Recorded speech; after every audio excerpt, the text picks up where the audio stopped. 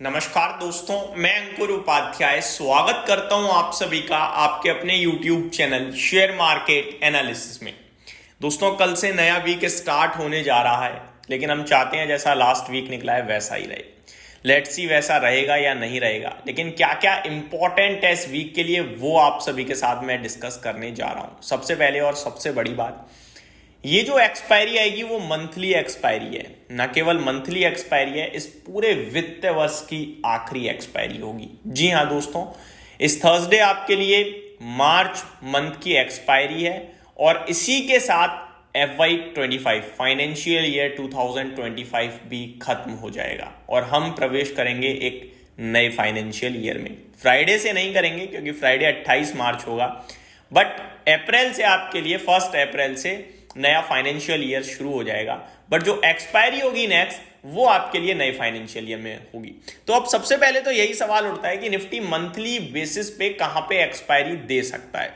तो सबसे पहले निफ्टी को डिस्कस करेंगे आज, ग्लोबल मार्केट को थोड़ा पीछे करेंगे। तो अगर निफ्टी की बात करें, लास्ट वीक हमने सारे के सारे शॉर्टर्स को पूरी तरीके से ट्रैप होते हुए देखा है और अभी भी FIDIs का डेटा यही इंडिकेट कर रहा है कि शायद एक्सपायरी भी, मंथली एक्सपायरी भी अच्छे नोट पर ही होगी, क्योंकि बाइंग पोजीशन क्रिएट हो रही है। नया, जैसे आपने थर्सडे को एक्सपायरी दी, फ्राइडे जैसे ही शुरू होता है तो नई पोजीशन बिल्ड होने लगती है अगली एक्सपायरी को देखते हुए, और ये तो मंथली एक्सपायरी है तो ज्यादा इंपॉर्टेंट हो जाती है। तो हम इस वीक के लिए भी पॉजिटिव नोट पे ही जाएंगे, लेकिन ओवर पॉजिटिव या ओवर कॉन्फिडेंस नहीं होंगे। हमें 23,000 पे एक स्ट्रिक्ट SL प्लेस कर लेना है। 23,000 ब्रेक होगा तो बस जितना उछाल आना था आ गया महादेव, अब खत्म करो, जो ट्रेडिंग पोजीशन थी कट करो, लॉन्ग पोजीशन के लिए दोबारा वेट करेंगे, बस simple. Otherwise 23,200 23,150 buy on dip कीजिए और ऊपर में एक बार 23,450 के ऊपर क्लोजिंग आ गई तो मुझे लगता है कि हम 23,700 750 और 800 तक जाएंगे। और 23,800 वो लेवल है जहां से भारतीय बाजार में fresh round of selling start हुई थी। मैं एग्जैक्टली आपको डेट बताता हूं। 23,800 जो था दोस्तों, वो था आपका 5 फरवरी 2300 का हमने हाई लगाया था, और वो हाई लगाया था करीब 5 फेब को। उससे पहले भारतीय बाजार गिरते गिरते 27 जनवरी को 23,000 आए थे।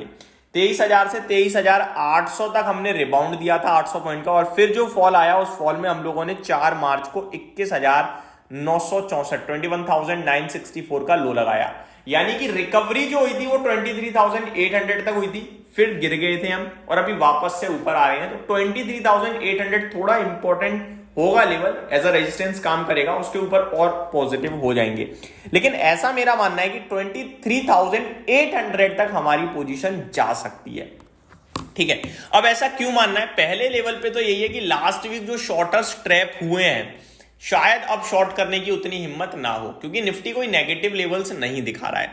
दूसरी बात, अभी भी FIDIs का डेटा पॉजिटिव नोट पे ही है। इनफैक्ट FIIs का डेटा, DIs तो नहीं कहूंगा क्योंकि वो तो कैश मार्केट का ही आता है। अगर मैं FIIs के डेटा की बात करूं तो कैश मार्केट का डेटा तो नहीं देखूंगा मैं फ्राइडे का, क्योंकि वो एडजस्टेड है। फिटसी रीबैलेंसिंग थी एक्स जापान और चाइना, तो वो रीबैलेंसिंग को हम हटा देते हैं। लेकिन फ्यूचर्स में प्रॉपर डेटा था। फ्यूचर्स में 3606 करोड़ की FIIs की बाइंग आई है, ये अच्छी है, और इसमें ना इंडेक्स और स्टॉक्स दोनों खरीदे गए हैं। तो ये दर्शा रहा है कि एक और पॉजिटिव कहीं ना कहीं मोमेंटम बन सकता है, एक और वीक पॉजिटिव मोमेंटम रह सकता है। 2419 करोड़ की फ्यूचर्स में खरीदारी है, इंडेक्स फ्यूचर्स में। तो इंडेक्स आई थिंक मैनेज होगी ऊपर की तरफ, इंडेक्स नहीं टूटने वाली है, ऐसा मुझे लगता है। डेटा तो यही दर्शा रहा है। चलिए इसको खत्म करते हैं, बढ़ते हैं नेक्स्ट टॉपिक की तरफ, ग्लोबल मार्केट्स। तो अमेरिका, यूरोप और एशिया तीनों अलग अलग तरीके से चल रहे हैं। लाइक अमेरिका अपनी किसी भी खबर या फिर ट्रम्प साहब की किसी भी कमेंट्री पे नेगेटिव पॉजिटिव हो जाता है। फ्राइडे ठीक था, नीचे खुला जरूर, लेकिन नीचे से 550 पॉइंट ऊपर बंद हुआ है और हरे निशान में बंद हुआ है 30-40 पॉइंट, तो ठीक था, कोई दिक्कत नहीं थी। यूरोप में गिरावट आई है थोड़ी, यूरोप के बाजार नेगेटिव थे, चाहे वो फिटसी हो, डेक्स हो या फिर कैक हो, ये तीनों आपके लिए नेगेटिव ही दिखे। हालांकि ज्यादा नेगेटिव नहीं थे, आधा % समथिंग नेगेटिव थे।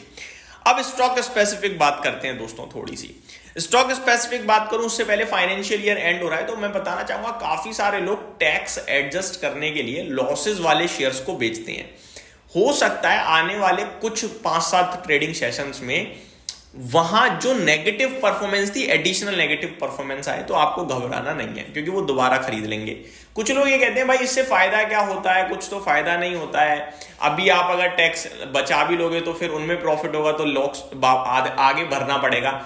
तो आप कैलकुलेशन एरर कर देते हो। मैं इसके ऊपर भी आपके साथ कभी शॉर्ट में शॉर्ट अपलोड करूंगा, सो दैट आप समझ पाओ कि ऐसा नहीं होता है। क्योंकि आपका लॉन्ग टर्म जो गेन टैक्स है ना, वो 12.5% लगता है जब आप 1 साल से ज्यादा ओन करते हो, और शॉर्ट टर्म वाला लगता है 20%। तो आप अगर किसी में लॉस बुक कर लेते हो शॉर्ट टर्म वाले में, तो वो लॉस एडजस्ट हो जाता है आपके प्रॉफिट से। आप जब दोबारा पोजीशन बनाते हो और फिर वो 1 साल ज्यादा ओन हो जाए, तो फिर उसमें 8%, 7.5% का आपका टैक्स एडजस्ट हो जाएगा। और इसको मैं डिटेल में आपके साथ कभी डिस्कस करूंगा। अब आते हैं आगे। तो कहना मैं चाहता हूं कि अगर कुछ स्टॉक्स में पिटाई पड़े तो आप अप्रैल मिड तक इंतजार कर लेना, हो सकता है वो एडजस्टमेंट हो रहा हो।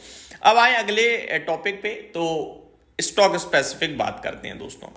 इवेंट्स की बात कर लेते हैं। सबसे पहले कहीं कोई बड़ा इवेंट है क्या? 24 मार्च intellect supply chain infrastructure trust 94 पैसे का डिविडेंड है। डिजिटल फाइबर इंफ्रास्ट्रक्चर ₹2.39 का डिविडेंड है। 25 मार्च को है आपका मिश्र धातु निगम का 75 पैसे का डिविडेंड, और के सॉल्व्स का है ₹7.5 का डिविडेंड। 26 मार्च टीवीएस मोटर ₹10 डिविडेंड, आरईसी ₹3.60 का डिविडेंड है। धनलक्ष्मी रोटो स्पिनर्स बोनस होगा 1:1 में, और बेटा ड्रग्स, ये क्या सीन है, 1:20 यानी 20 शेयर के सामने 1 शेयर एज अ बोनस मिलेगा। बेटा ड्रग्स पता नहीं कौन सी कंपनी है। और 28 मार्च को केबीसी ग्लोबल लिमिटेड भी बोनस होने जा रहा है 1:1 के रेशो में।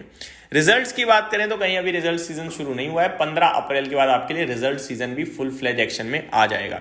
तो ये कुछ बड़ी चीजें थी। बाकी एक लाइटर नोट पे आईपीएल शुरू हो गया है, और कल पहला मैच था जहां पे आरसीबी जीत गई है, केकेआर को हरा दिया गया है।